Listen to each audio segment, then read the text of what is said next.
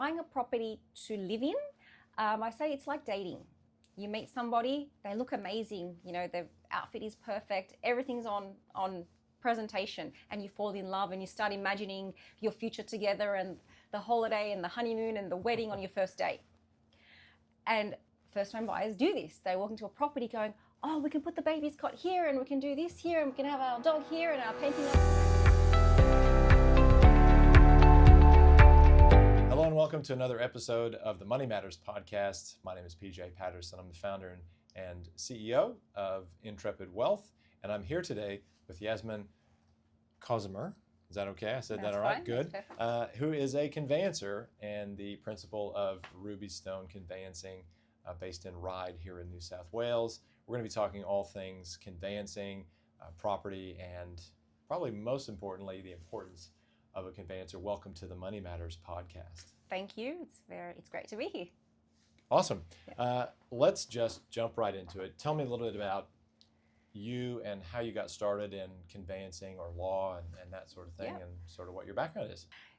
So I was always interested in law. I wanted to study law since high school. I had the opportunity in uni, but I didn't take it. But a few years later, when I was purchasing my first property, I walked into a conveyancer's office and I said to myself, that's what I should be doing. And I saw myself there. I didn't get the opportunity to start studying until my first maternity leave. When I started studying, I completed my studies shortly after I got divorced. And I was working in a law firm at the time, but COVID started in 2020, at the beginning of 2020, and I didn't have a job all of a sudden, and I was a single mum with two very young children. And I decided that it was my 5-year plan had to become a now plan, and I launched my business July 7. I jumped on the ASIC website, registered my ABN, I had my license already, and I started my business. And the way that I was thinking back then is, well, I don't have a job already. How bad could it be? And I'm still here 6 years later, so it's worked out fine. Fantastic. Yeah. Oh, good. Tell me just on that, how did you initially find clients? Initially, it was through Google. Okay. So obviously, I didn't have a name in the market at all. I put some Google ads out there. I had a marketing company sort of do my website and set all of that up and do the SEO of the website. And then I launched. So initially, it was just through Google. However, that was only for about 6 months. After that, it was word of mouth. Mm-hmm. I eventually joined some networking groups, which generated more leads and referral partners. And now I don't do any advertising. It's basically through any networking or referral partners or client referrals. Yeah. Awesome. That's really good. Well, let's. I've kind of skipped ahead slightly there. Yeah. Let's go back to a basic question, which, Sure. What is a conveyancer? Yeah. Because in property, a lot of people haven't heard of conveyancers. Now, I guess there's probably two parts to this question. The first one is, are conveyancers unique to New South Wales, or are they active in all states in Australia? And then what do they do that is maybe different to what a property lawyer would do? Yeah. So conveyancing is basically it's the same as what a property lawyer would do. So in terms of the job that we do, it's exactly the same. There is absolutely no difference. The quality is the same. The work that we do is the same. The main difference is a solicitor has been educated in all areas of law, and they can practice in all areas of law. And most of them have a couple of specializations, unless they're a specialist property lawyer. Generally, those solicitors look at more of the litigation side, so when things go wrong. However, a standard conveyance, a normal conveyance, which is a transfer of land from one entity to the other, it's the same as what a conveyancer would do or a property solicitor would be doing. Conveyancers only do property law, so we don't touch anything else. So we do that day in, day out. It's our expertise. We don't need to know about the other aspects of law because we don't practice in them. So when it comes to property, conveyancers are experts in that. We go through similar education in terms of we need to get qualifications, but only in property. And we can only qualify for our license, for example, after a significant amount of practical experience, because it's not just about the knowing the law, it's about, in the practical sense, how do you complete a conveyance. There is conveyancing across the other states of New South Wales, most other states in Australia, sorry. And we all do the same thing. However, conveyancing can be a little bit different in terms of the laws and the legislations and the standards across all states. New South Wales is a little bit more of the trickier one. Our contracts are quite thorough. There's a lot of special conditions in there. So it is a little bit more involved than some other states. Does that mean that a conveyancer in New South Wales would be unlikely to also be able to do a conveyance in, say, Queensland or Victoria? If you get the qualifications in Queensland or Victoria, you definitely can. Right. I only practice in New South Wales. I haven't gotten to that stage of, I haven't really needed to, expand my business in that way. But there are definitely conveyancers in New South Wales who do practice in more so, I think it's Victoria, but also Queensland. Okay. Yeah. So it sounds like a conveyancer, and by the way, I until this moment, I didn't really know specifically the differences between a conveyancer and lawyer in this regard, except obviously I knew that lawyers were qualified under a different, to do more things. Yeah. But I didn't necessarily understand the nuance, and I think we're going to learn more about that as we go along in this interview, which is fantastic. But it sounds to me now like if I was doing a property purchase or sale even, then I might want to have a conveyancer instead of a property lawyer do that, merely because that's all you do all day, and you go deep into the rabbit hole of the property law and not worry about all this other stuff. Would that be Yeah, definitely. fair to say? That's all we do. Yeah. And you can only be a conveyancer if you love it as well. And most solicitors, I think they don't really love conveyancing. So that's what I've heard. But I'm sure there are ones that love it as well. And, everyone's very good at their job. So, yeah. Okay. Well, that's good to know. Well, let's maybe kick it off by walking through what is the conveyancing process. So what is it that, where do you start? Let's just have that be an open-ended question. Take me through the conveyancing process. From a purchaser's perspective, they would need to first of all engage a conveyancer at the very start before they've even found the property or started looking. It's always good to have somebody that you work with and you've got the arrangements, you know how much the conveyancer costs, what the process is and how they work. So initially that would be, the first thing. In terms of if a client was to come to me and say, look, I'm looking at purchasing, the initial thing is we would be showing it, obviously, our cost disclosure, how we work. We have to do identity verifications with them before we start the process. So we have to get all of the sort of admin out of the way. And once the client has found the property that they like and they're quite keen and perhaps have an offer accepted, they would share the contract with me. I would complete a review of the contract. I provide a written review, and then we would go through the contract and the written review and any questions that they have. My written reviews are quite thorough, so we go through everything. But I also like to work according to how the client likes to receive information. Some people will just tell me what I really have to know. I don't want to know everything, and they trust me to protect their rights. So my job is to let them know what their rights and obligations are under the contract. Generally, I like to paint the worst case scenario because that's when the contract is generally relied upon. When something goes wrong, if there's additional fees in there that the purchaser might be up for if they breach the contract, for example, or if settlement is delayed, there are additional costs that can be charged. So I like to educate my clients in terms of everything in the contract that they need to know. But like I said, some say, look, if I don't need to know it, if I don't really need to know it right now, I don't want to know. I trust that you're going to look after me. And some clients really like to know everything in there. That conversation only really happens once for the first review of a contract, because the second one would be quite similar unless there are some different special conditions in there that they need to know about. Once we review the contract, if there are any amendments we need to make on the contract, I would be contacting the other side's solicitor or conveyancer requesting amendments. If they agree, fantastic, to those amendments. If not, then I will advise my client and say, look, if they haven't agreed, are you okay to proceed under these conditions? Once we are happy with that and my client is also happy to proceed, contracts will be exchanged. So the purchaser would be signing, the vendor would also be signing, and the vendor solicitor would, or the agent would be dating the contract, and that's when we have an exchanged contract. Mm-hmm. If we've purchased under a cooling off period, and in New South Wales, the standard is a 5-day cooling off period, I generally like to ask for 10 days because finance can be delayed sometimes.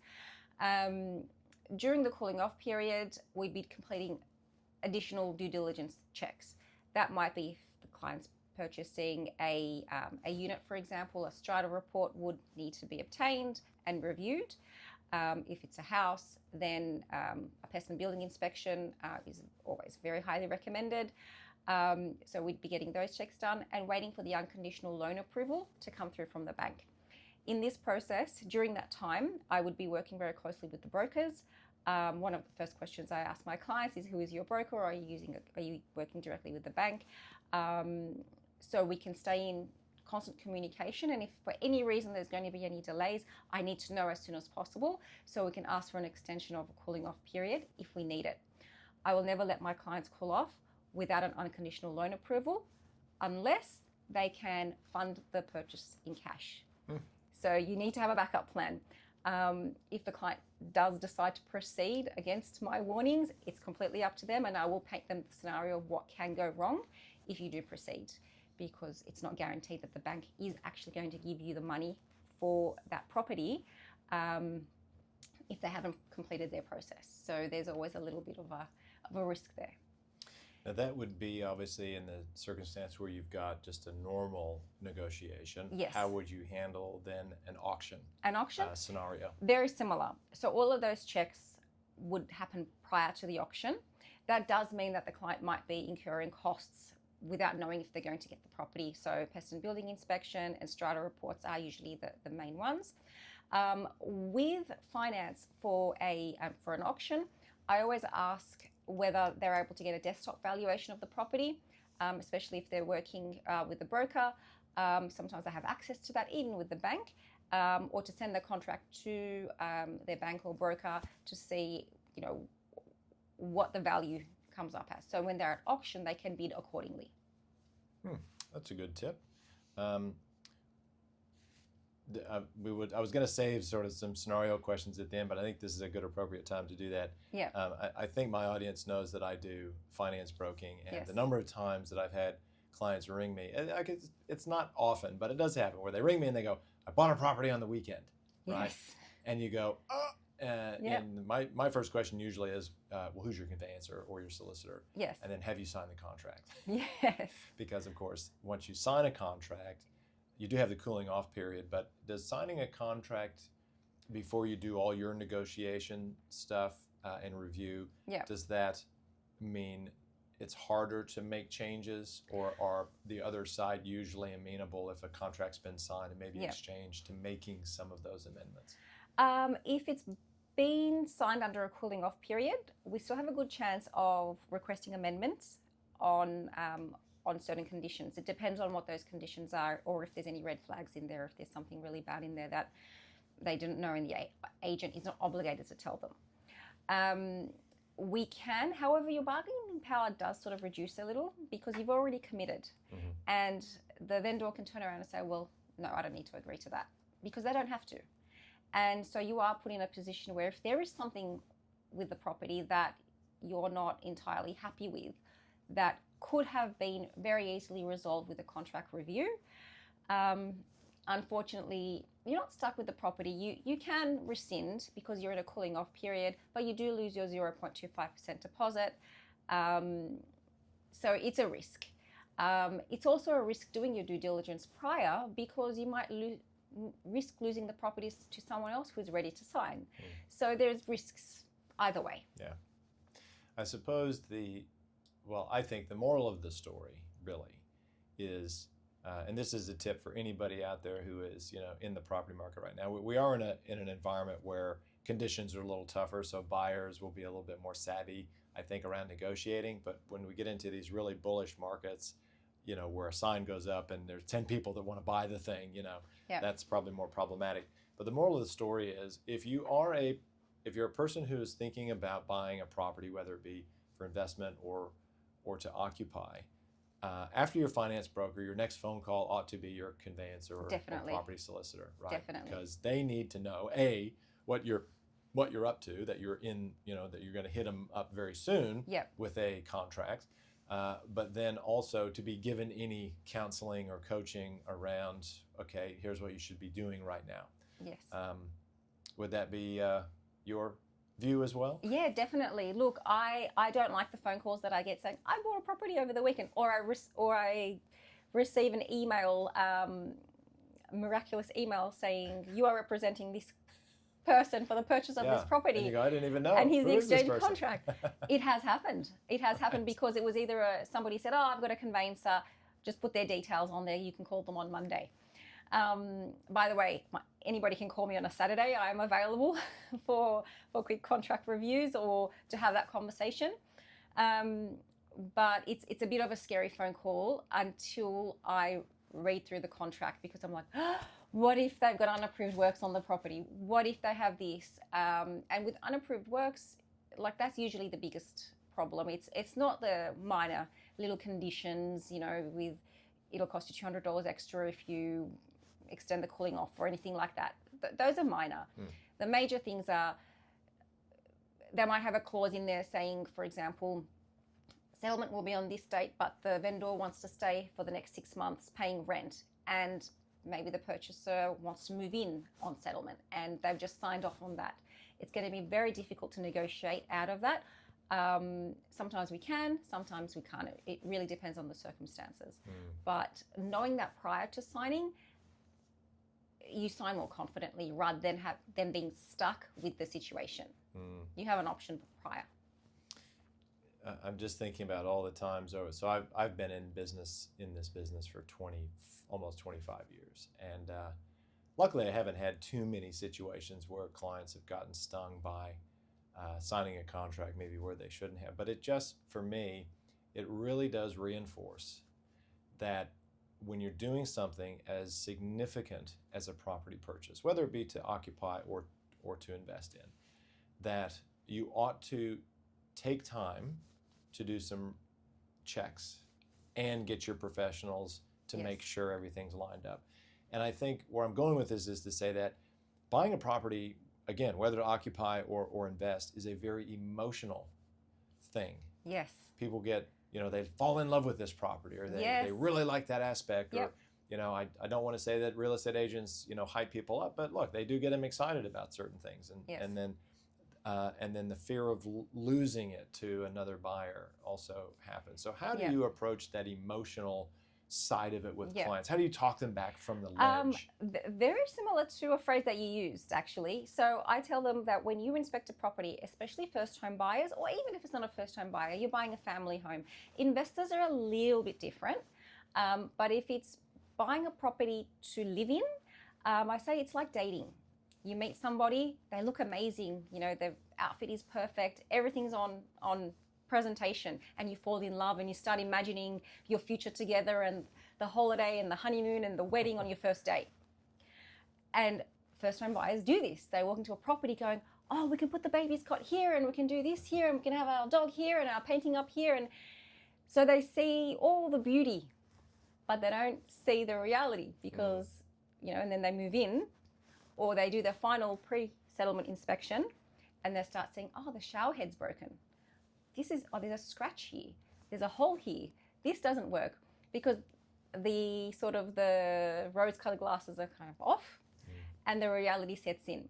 So I have that conversation, and all my clients would know that I have that conversation with them. And I tell them, go into the property and touch everything. I know it feels a little bit intrusive because it's somebody else's house, but this is one of the biggest investments you're making, potentially in your life, and you don't want to be stuck with something that is going to be disappointing just because you are shy. Mm-hmm. So I say that to them all the time. So I educate every step of the way, and that's one of the biggest things. A lot of people focus their energy on the negotiation and the finance, but when it comes to the contract review, people see it as a formality. It's not a formality. It's actually the most important part of your purchase. Because if there's anything in that contract that you don't understand and something goes wrong, you're going to be coming back to me going, but you didn't tell me, but I didn't know. And it's not going to be your broker or the finance or the bank or the real estate agent. It's going to be me that's going to be dealing with that with you and helping you, guide you through that process. So I make sure that my clients understand the contract. So it is quite, it is the most important part of the process, but it's also the most undervalued. And I see that all the time with a lot of my clients, because and the agents are calling them saying, oh, but it's okay, just sign and your conveyancer or solicitor will sort it out during the cooling off period, or we need a 66W, there's other buyers, get that through. But I guess we'll talk about that as well, but I'm receiving that a lot lately because agents want a done deal straight away. And I understand their pain as well. I will generally speak to the agent and say, look, I'm happy to provide that, but we need to get these done first. So it's kind of, it's all about a bit of a negotiation. So you're reminding me as you're talking of the importance of all of this, because as you just said, I, sitting in front of you, might buy a handful of properties in my lifetime, right? Yeah. You're dealing with clients every single day who are buying properties or selling properties every single day. Yes. And so what your spidey senses are going to be looking for is completely different to mine. Yes.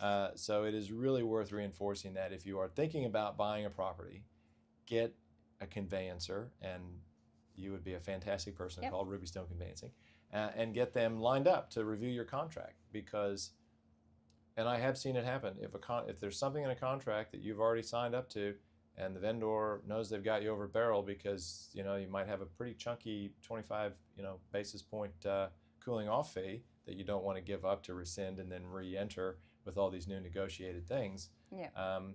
You're prone to possibly make some really foolish decisions. So before you even go down that track, get some expert advice. That's the point of all this. Definitely. It's quite disappointing when even clients that I've worked with previously, I do get a signed contract.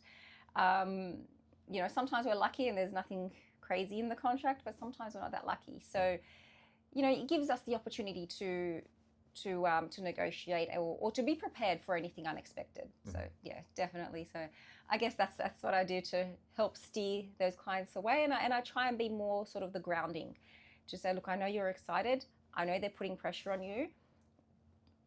At the end of the day, if it's meant to be, it will be. Like, I've had clients who I've done numerous amount of reviews for them, and they get really disheartened, and they're like, look, you know what, I don't care. This is it. I want this one. And I say to them, and I'm right. Like, I can say that I'm right because I've seen it happen over and over again. The right property won't be difficult.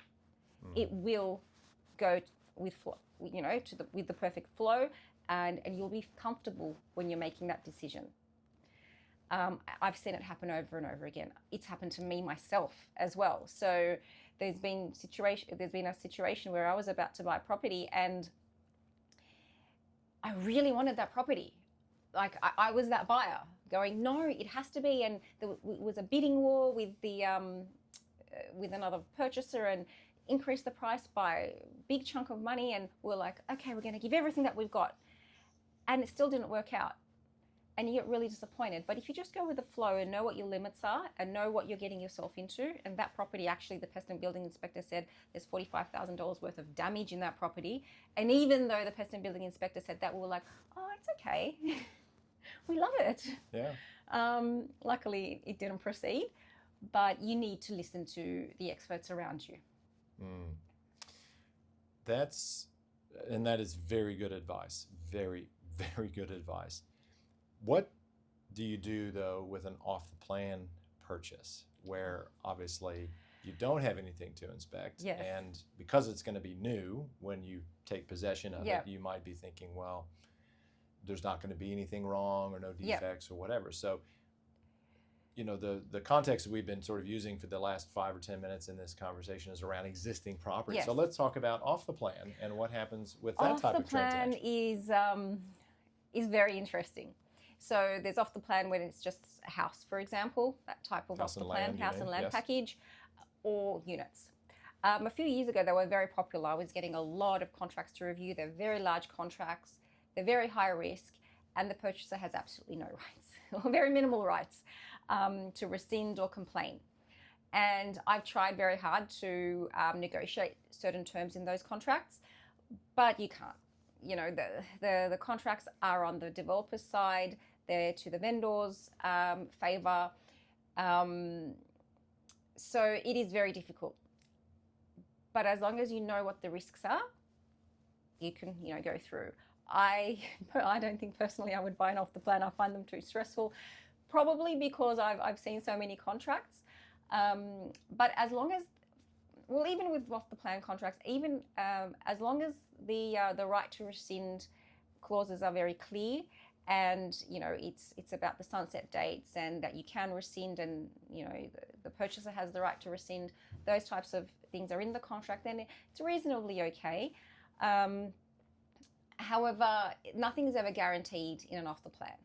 For example, I had one client who purchased a unit off the plan, and there was like a column in the center of their, they bought off the, it was the ground floor of a block of units, and there was a column that wasn't meant to be there. Well, it wasn't in the plan, original plan that they signed off on, so it obstructed their view.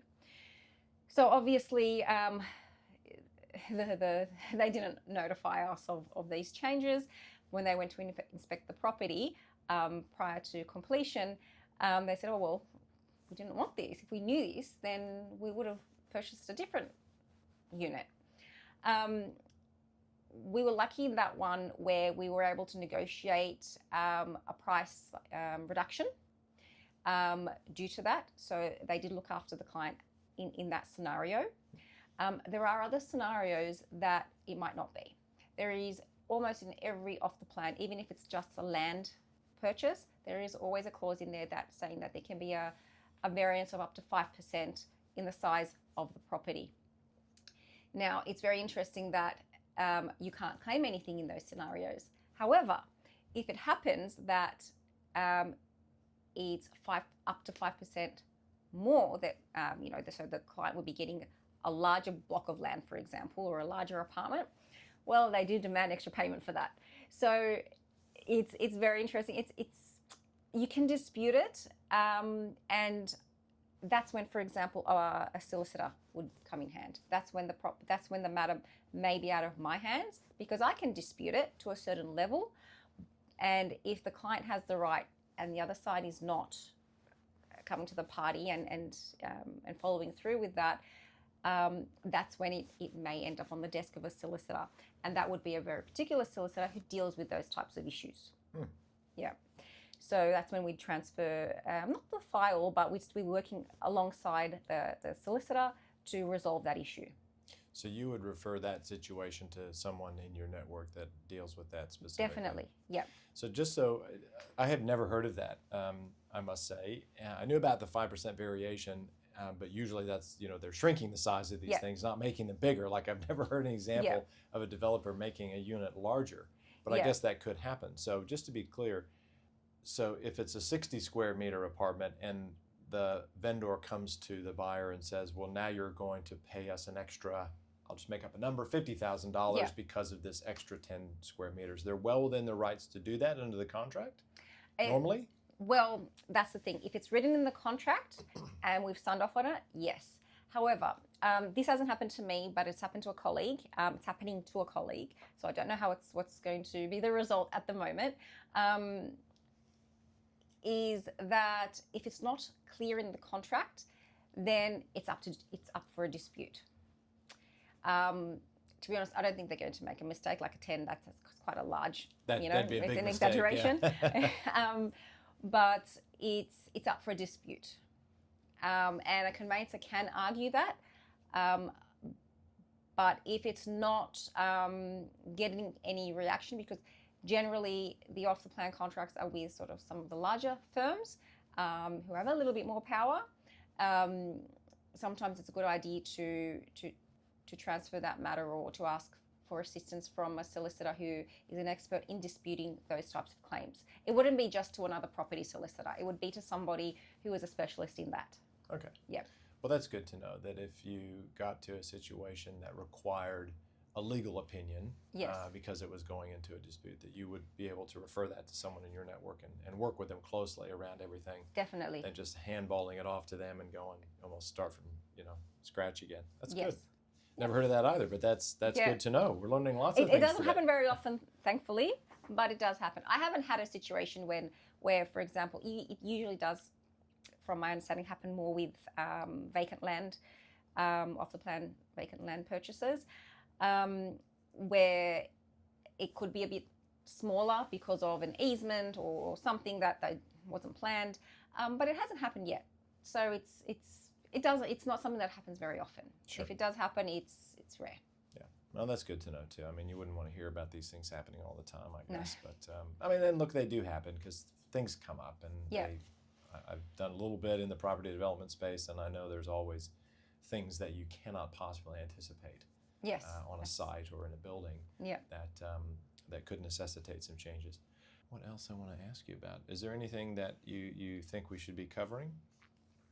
So far, I mean, I've got other stuff, but Yeah, we've spoken about purchases, but I Yep. think sales are also equally that's important. a good one. Yeah, okay. Good. Good. The biggest thing with sales, for example, is that we need client honesty. Mhm. So I need to know, for example, if it's a house that's being sold, I need to know if the client has done any kind of renovations, approved or unapproved. Because if it's in the contract, we're safe. Mhm. If it's an unapproved, for example, renovation, they've turned the garage into like a games room, for example, they've put a sink in there. All of that requires approval from the council, purely because a garage is not meant to have people living in there. But if you're selling the property and you're advertising it as it could be a living space, and you don't have an approval for it, but it looks like you do, then that gives the right, and the purchaser finds out after the fact, they can rescind and get their deposit back, because they may not be happy to purchase a property like that. However, if it's in the contract, we say vendor has not obtained approval, council approval for these renovations, well, it's buyer beware. So that purchaser is buying at their own risk. What can go wrong for the purchaser in that regard, because I think about both sides, is that that they may not be able to maybe get the correct insurance for it, or they may receive a notice from council asking to be put back into its original state, or to go forward and get approvals, and that might not be a cost that they are willing to take.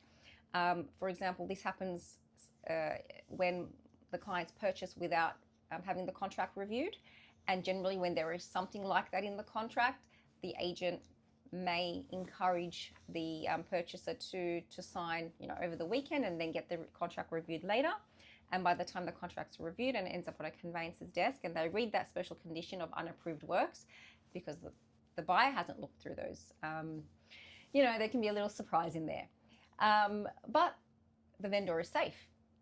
So the vendor's done the right thing. It's in the contract, and the purchaser should have read the contract. So you're protected. But if it's not in there, then unfortunately, it can go the other way. This applies for example, I had one particular client who they renovated the veranda, and when they were getting it renovated, they told the builder, "I'll just make it a little bit bigger." I didn't know that, because when I asked the question, I said, "Oh, look, from the photos, I can see that you've renovated the veranda." It didn't need council approval because it's exactly the same and it was just, a new roof or whatever they did. And then the conveyancer on the other side, doing their job very well, compared old photos and the new photos and said, no, it's not the same. Because I responded according to my instructions saying, my client says that it's exactly the same and it was just a renovation. And then I received an email back and, well, actually, no, it's not. And so it's not nice. So if my client was honest with me and upfront with me, we didn't have to have that interaction. And then I asked, is there anything else? And then he was like, well, actually.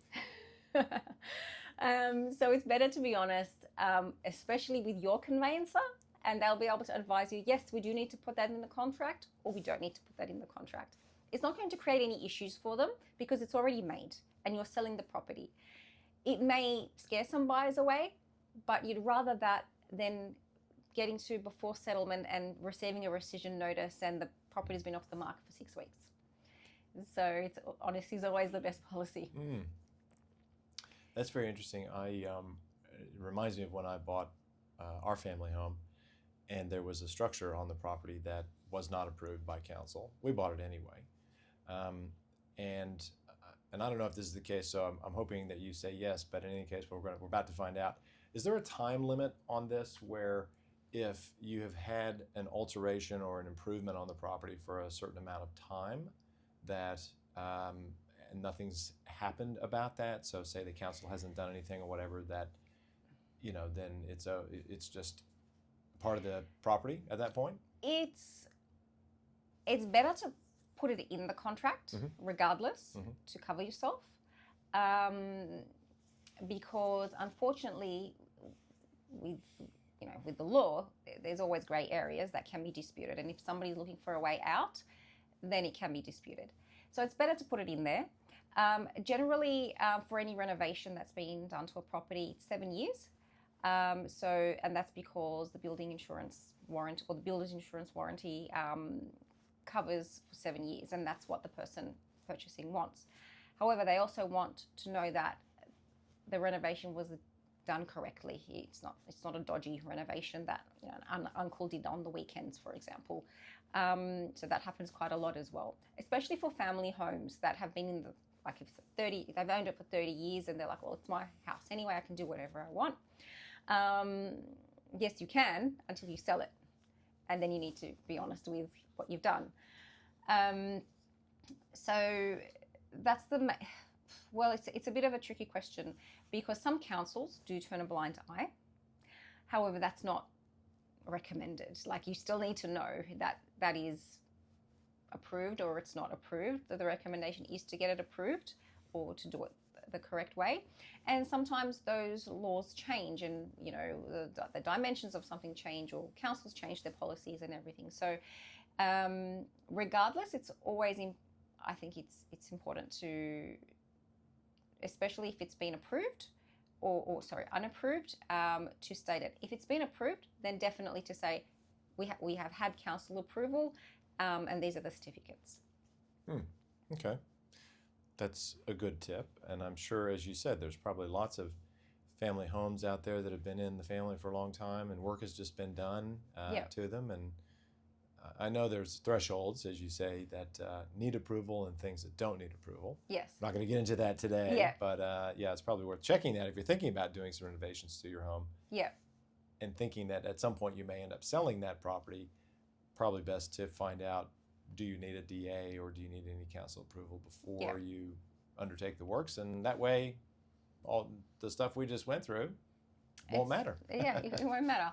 And if you haven't got approvals, just put it in the contract. Be on the safe side. Yeah. Yeah. Well, that's a good tip. I'm glad you brought up the sales process, because, of course, that's the other side of it, which is, when you go to sell an asset, you also need a conveyancer. That's right. To help you through that process, and maybe just walk through that. So if I have a property that I want to sell, just walk through that process. Sure. What would that look like? So normally people find their real estate agent first. However, the real estate agent can't start marketing the property until a contract of sale is prepared. So it goes hand in hand. So generally people sort that out first, and they come to the conveyancer and say, can you put together a contract of sale? Usually takes about a week, maximum week and a half to get that together. and I share that with the real estate agent, and then we wait. So it's kind of quite easy and quite quick, turnaround to make that happen. Once the property is on the market, that's when I'll start to receive inquiries about terms and conditions that I've got in my contract, exactly the same way that I would be emailing. And, if I was representing the purchaser, I now receive those inquiries and amendment requests and deposit reductions and extensions of cooling off periods, or if there's an unapproved work that we've stated, responses to that, when it was done, how it was done, and things like that. So it's basically the same process, but in reverse. Mm-hmm. So instead of asking the questions, I answer the questions.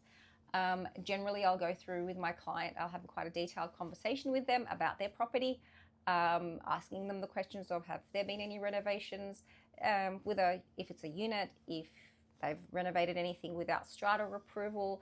Obviously, that's a big no-no, especially in Strata. You always need Strata approval. But just going through those types of questions as well. If there's any special levies, for example, going through those questions. Mm-hmm. Good to know. What's just on units in particular, because you do have, nowadays anyway, you've got these massive unit blocks that a lot of people do buy in.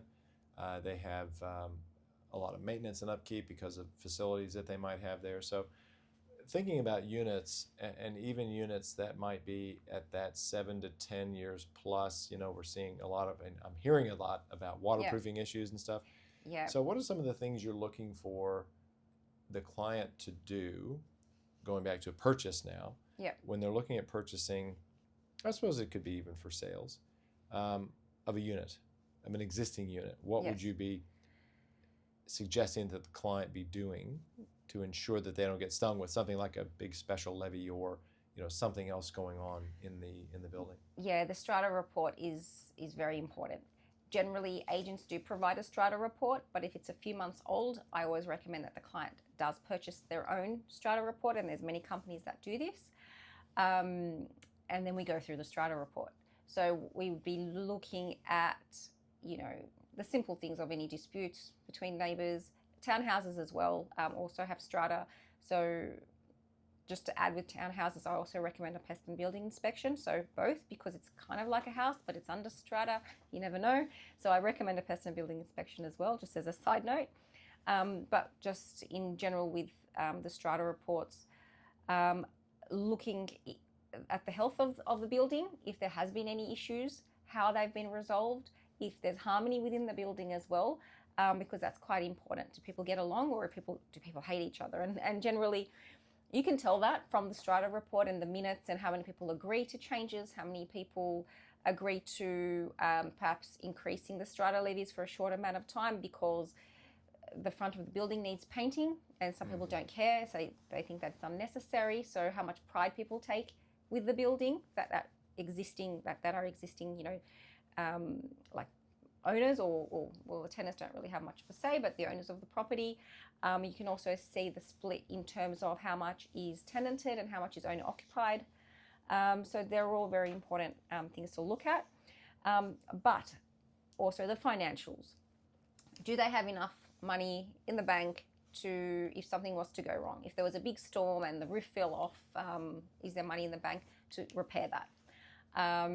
And obviously that's an extreme example, but it's good to know. Whether the insurance of the building has been renewed for a full 12 months, because you will find that banks don't favour that as well. If they're applying for finance to purchase the property, if it's only a 6-month renewal, if there's currently ongoing issues, if there's issues with NCAT, if there's something in the Supreme Court happening, that's all in the Strata report.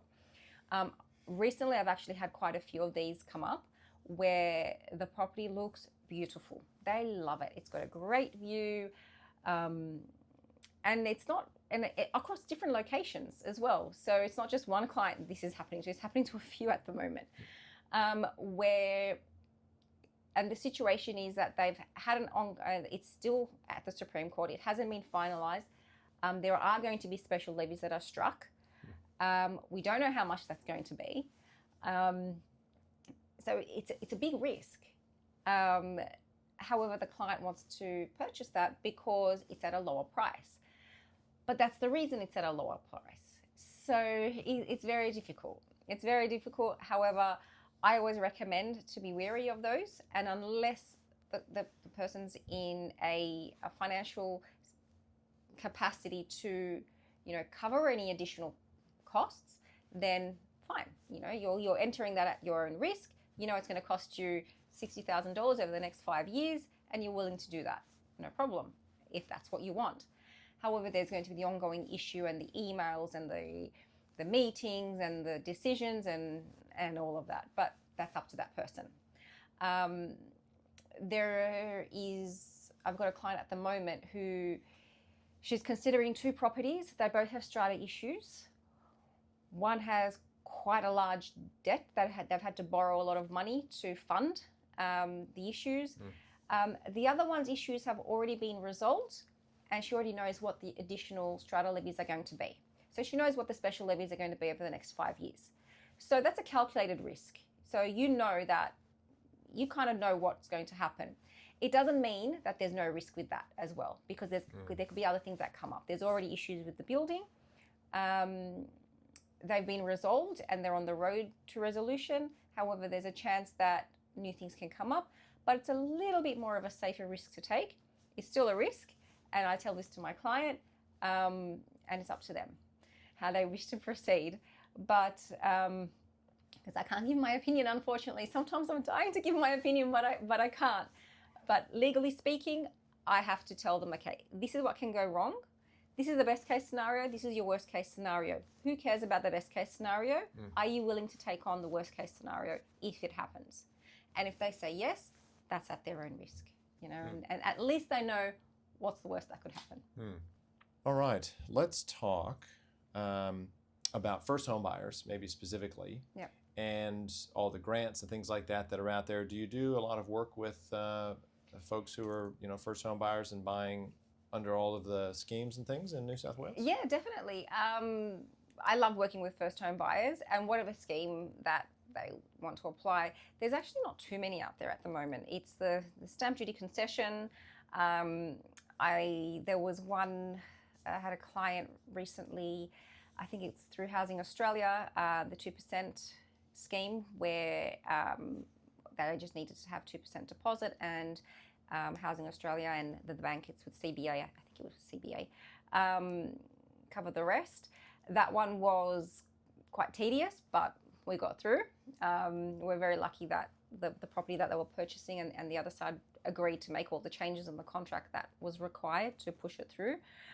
So yeah, definitely, whatever is required, I do assist my clients in that as well.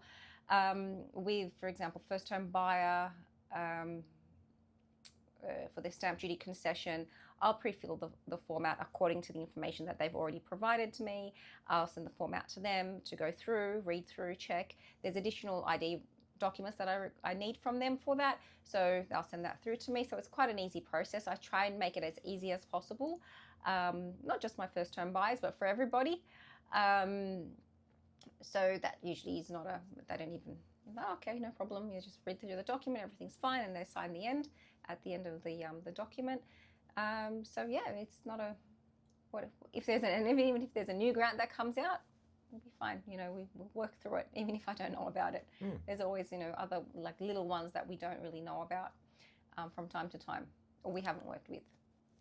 That's fantastic that you do all of that. I mean, typically we, as in my firm, have done a lot of that sort of stuff with the client, but I'm happy for the conveyancer to do it, or the lawyer to do it too.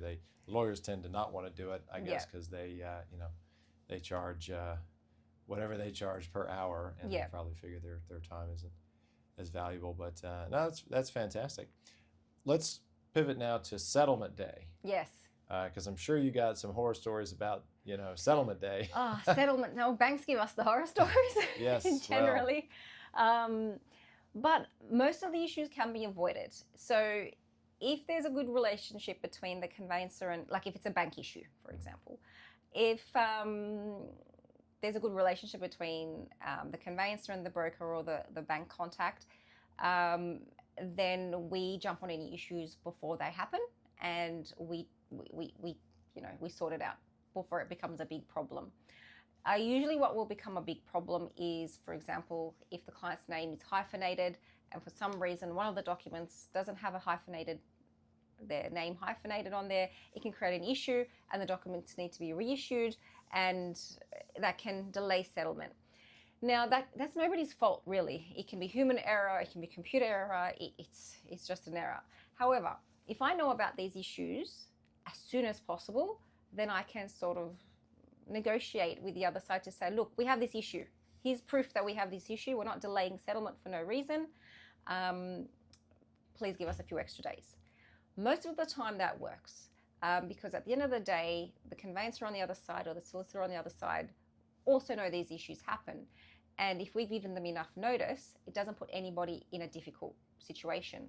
What does put people in a difficult situation is if I find out about those issues on settlement day, because nobody's going to like delaying settlement on that day. It doesn't mean that it doesn't happen. It does happen. Maybe nobody knew about the issue until the last day. There was a breakdown in communication somewhere, and then I find out about an issue. After everybody's taken a deep breath, we look for a solution. So even if somebody did make a mistake somewhere, at that point, I don't care who made the mistake. I don't care what the mistake was. I look at how can we fix it? Who do I need to talk to resolve it? And if I don't know the answer, then I start ringing people in my network going, this has happened. What should we do? What's the best course of action? Every problem has a solution. Like it's never, we always find a solution. If it's a simultaneous settlement, somebody needs to move in, somebody needs to move out, a settlement's going to be delayed, then we start negotiating and speaking with, the other parties involved. Sometimes we get the agent involved to make it happen. We can get early occupation of the property. If they're happy to delay settlement, we'll delay settlement. We find a solution. Things that can go wrong on settlement day are also the pre-settlement inspection. So if clients leave the pre-settlement inspection too late or to the day and there is something wrong with the property, those few hours leading up to settlement time can be quite stressful for everybody involved, including myself and the client themselves and the other side as well, because it's a negotiation. This is wrong with the property. Are you going to fix it? Are you going to give an adjustment on settlement figures? Does it constitute a reduction on settlement figures, or did my client really not inspect the property properly initially, and now we're seeing all the issues with the property? So that's another reason why I urge my clients to inspect it properly, because there's always something wrong with the property. Always. No property is perfect. So it reduces those errors happening and those issues happening at the end, because it's quite emotional. My client walks through the property, sees something that doesn't work properly. However, that wasn't working properly in the first go. And they say, well, how is that fair? That should be working. Well, you didn't check it. In New South Wales, it's caveat emptor, which means buyer beware. And if you didn't check that, if you didn't make sure that that item or that appliance was working, it's your fault. Unfortunately, nobody likes to hear that. That's why I tell them in the beginning. So that can go wrong. It is sometimes, and I understand it is difficult to do the inspection, prior to settlement, because there might be somebody living there and they want to see the property empty. It is what it is, and if there are issues, we deal with it. Yeah. And that's a really good thing to just, I suppose, explain to make sure that anyone listening to that understands that as a buyer of a property, you have the right to go in and inspect it. Yes. And if there is something that, and I'll probably get this wrong in the way I phrase it, so correct me, please, if you would, on this, but if there's something that is materially different yes. than the day that you bought it, yes. you have the right to delay settlement until yes. that is rectified in whatever form that happens, if it's a reduction in price, or maybe they give you some money at settlement to fix it, or they fix it. Yeah.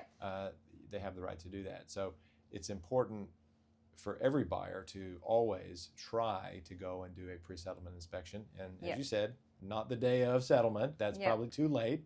Do it a few days beforehand, and let you know if there are any defects. Because what you'll do is you'll write to the other side and you'll say, hey, here are the problems with the property that we need to get addressed, and then they will obviously seek instructions. Is that kind of it in a nutshell?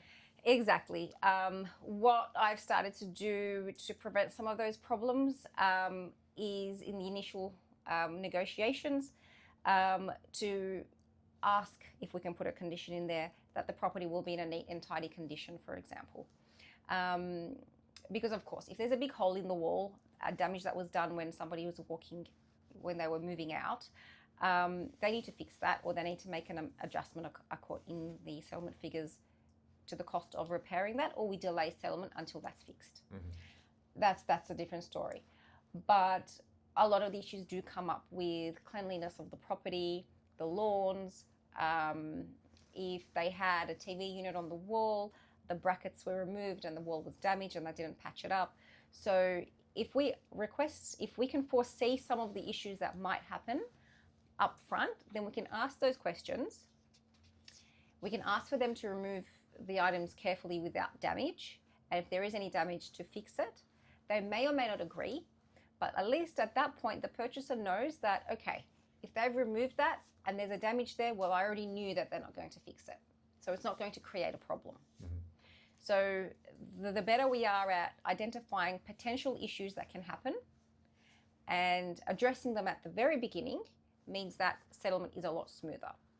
Obviously, if something is quite damaged and it obstructs the use of the property, then we have the right to delay settlement or ask for an adjustment on the price.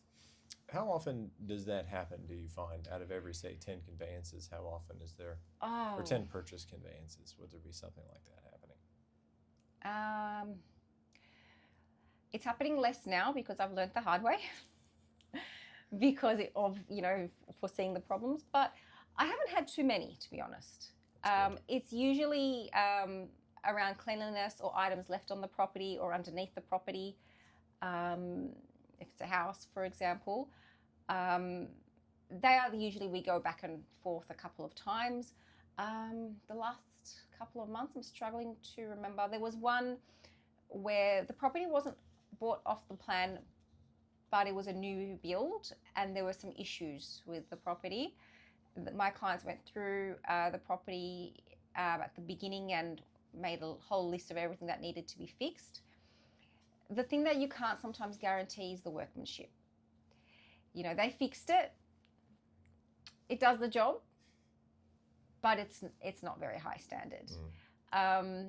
Unfortunately, if we ask the vendors to fix something, that's a risk that you're taking on. So sometimes it's because it doesn't, like it could be a hand railing or something like that. It's not, you can still use the property. It's not like it's inhabitable or anything like that. It's just not up to what you would have liked it to be. So we do come across issues like that and a lot of back and forth. They generally do come good and fix if there are any issues. Like most people have a heart and most people have a good heart and they do want to fix if there has been any issues. Sometimes though we get the no. We get the no, especially if it's a property being sold as a divorce settlement. Nobody cares about the property. It is as it is. Why don't we do this? Let's play a little bit of a lightning round of questions. The answer is true, false, or it depends. Yeah. But you can give a brief explanation. I'll hit you with a couple of these. Yeah. I love this one. The agent can explain the contract to me. False. And why is that a bad idea? Because he's not trained legally. He's trained to sell, and that's his job. Actually, something that I should mention is the agent works for the vendor, not the purchaser, unless you've got a buyer's agent. Your buyer's agent, okay.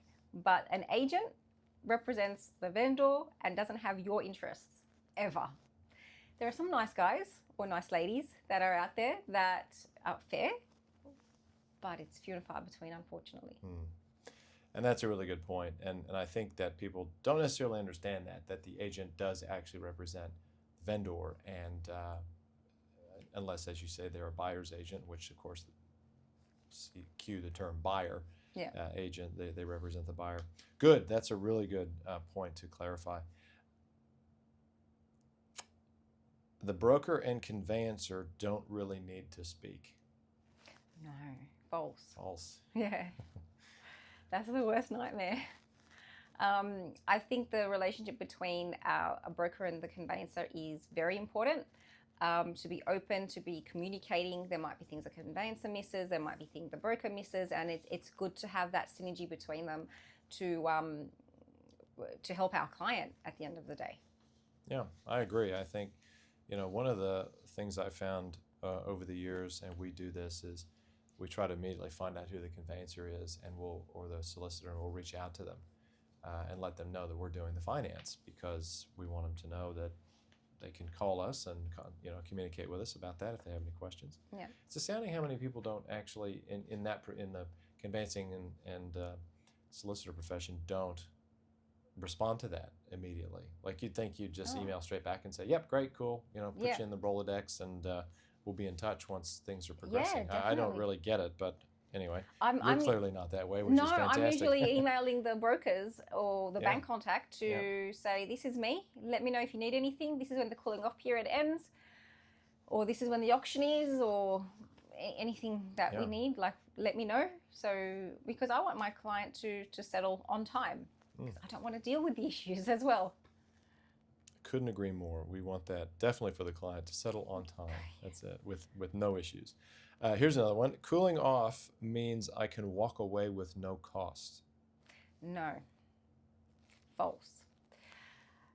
However, with regional properties, it doesn't happen so much in Sydney, and I haven't had much luck getting it through in Sydney anyway. If there's a finance clause, so there might be a cooling off period where they can change their mind because they don't like the colour of the fence anymore. However, a finance clause, if it's in there and we've negotiated that into the contract, then you can walk away. You get your deposit back, maybe minus just a small admin fee, only if your finance is not approved, and we can prove that. So there is a but to that one.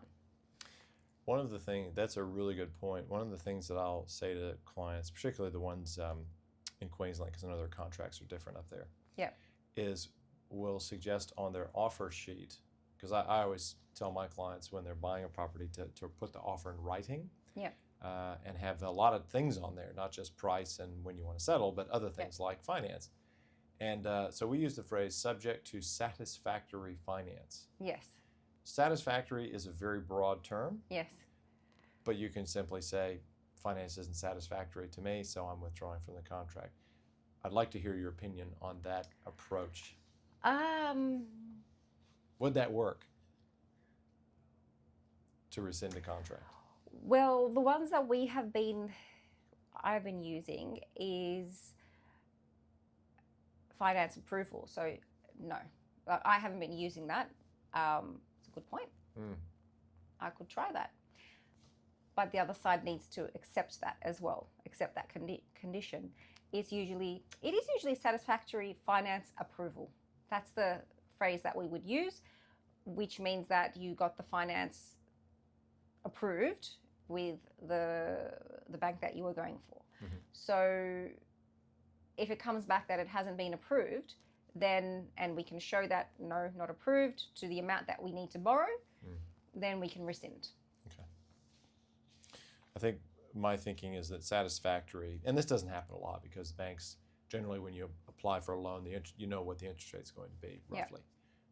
But in some sectors of the financing, it might be a low doc or a no doc or some other, a rate that might vary a little bit based on risk and a few other things. And you might go, well, I thought it was going to be, say, 6.5%, but they've offered me 8%. They've approved it, but that's not satisfactory to you because you were assuming a lower rate. That's what I mean by the word satisfactory. Yeah. Try that on and you can come back and update me on that when it happens. All right, let's maybe hit a couple of other quick ones, and then we can wrap up. And by the way, I should have said this, and I will put this on the intro, but I'll put it right now in the video, which is nothing we're saying here should be taken as advice. And No. if you are looking to buy a property, as we've said a number of times, or even sell, call Yasmin at Ruby Conveyancing and get the one-on-one professional advice that you need. Yeah. So don't take any action on Yeah, anything no, we're this is saying. not. It's not. I haven't given any legal advice. No, and It's just the neither have I. processes. Neither have I. That's it. They're talking about process and other things. There was one other question I did want to ask you. So this is the true, false, or it depends. Once finance is formally approved, settlement is guaranteed. Well, it depends. If they want to proceed with the purchase. So, and if we're within the cooling off period, and that's when the finance should be approved, not after the cooling off period. But settlement is guaranteed once the cooling off period ends and we have exchanged unconditionally. That's when settlement is pretty much guaranteed. Good to know.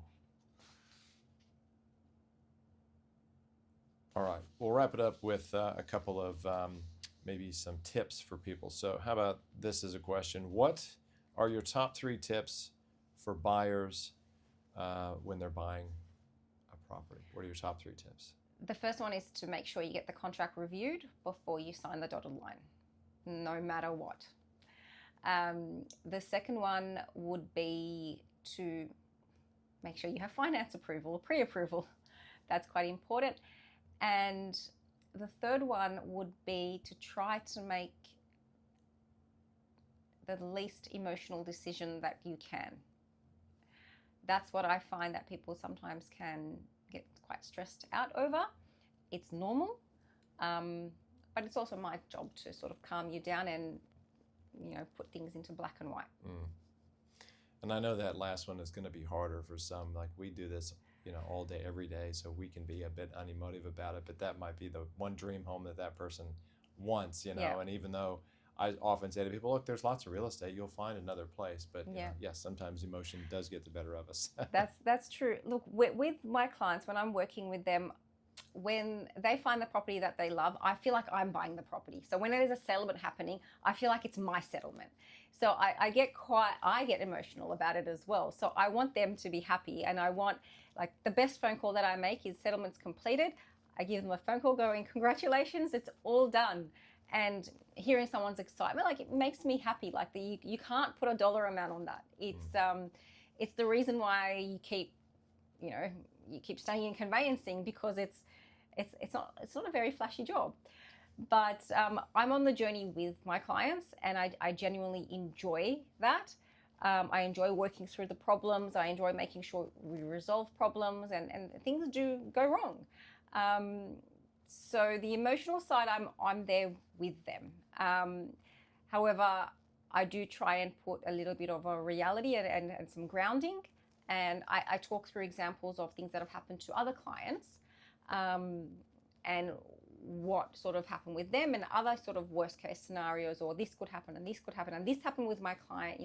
It's okay, hang in there, you're going to find the right property. So it is emotional. You can't take it out, but with the correct advice around you, I think you can get very close to that. I think that is a fantastic spot to wrap it up. Very wise words indeed. How can people find you? They can call me. I'm on LinkedIn, Yasmin Koseomur, Rubistone Conveyancing. My website is www.rubistone.com.au. Very easy to find. Yeah, fantastic. Well, and I hope people do find you.